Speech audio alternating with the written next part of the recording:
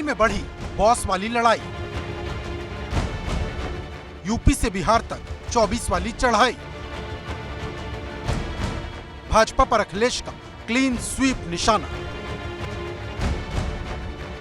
दिल्ली में अधिकारियों का कंट्रोल किसके पास होगा, इससे जुड़े केंद्र सरकार के अध्यादेश पर सियासी संग्राम ने यूपी से बिहार तक तपिश बढ़ा दी है।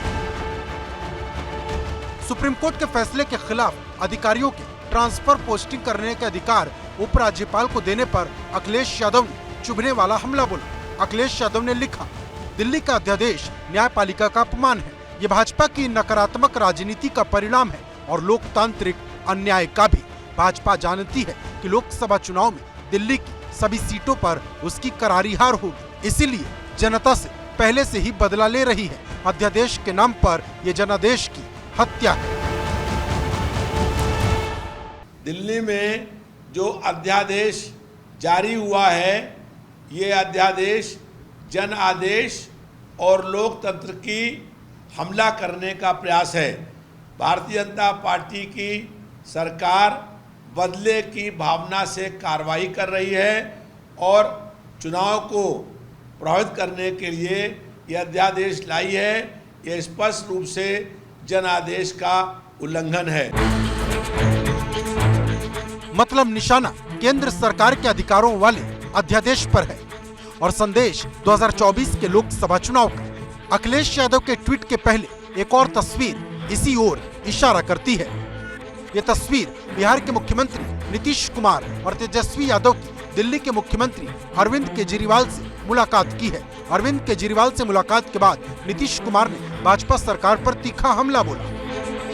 अपने ढंग से जो इधर से उधर कर रहे हैं और किस तरह का माहौल बन रहा है, आप दिल्ली में इनको लोगों ने किस तरह से बहुमत दिया है और किस तरह से सब लोग साथ हैं और हम लोग इस बात को मानते हैं कि काम कर रहे हैं, बहुत अच्छा काम कर रहे हैं। और उसके बाद सुप्रीम कोर्ट का भी फैसला हो जाए तो राज्य सरकार को जो अधिकार है काम करने का, उस काम को रोक दिया जाएगा।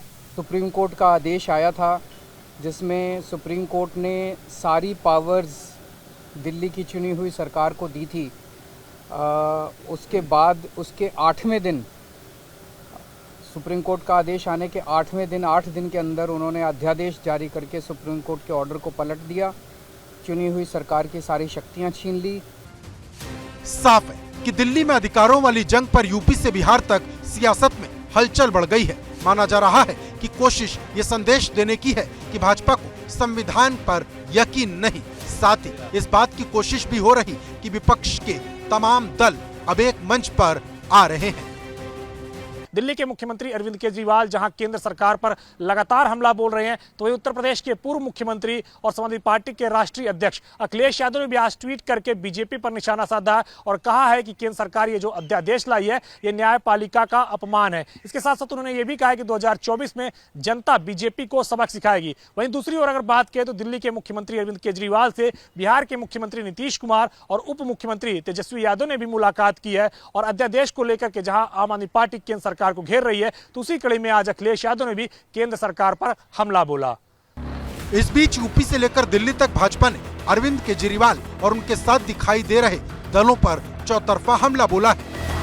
इनको इतनी जल्दी क्या थी कि इन्होंने आते ही तबादले करने शुरू कर दिए और वो भी ऐसे समय पर जब इनके खुद के खिलाफ इन्वेस्टिगेशंस चल रही हैं भ्रष्टाचार के खिलाफ। तो इन्होंने जो जो भ्रष्टाचार किया उस केस के अंदर डॉक्यूमेंट्स को डिस्ट्रॉय करने का काम, लॉ एंड ऑर्डर की ब्रेकडाउन का काम, अधिकारियों के साथ सरकारी कानून व्यवस्था का निरादर करते हुए मारपीट करने का काम, धमकियां देने का काम, झूठे केस में फंसाने का काम, ये सब काम शुरू हो गया था। केजरीवाल जी की तो दिल्ली की जनता खुद विदाई करने वाली है और नीतीश जी का दिल्ली में कोई आधार नहीं है।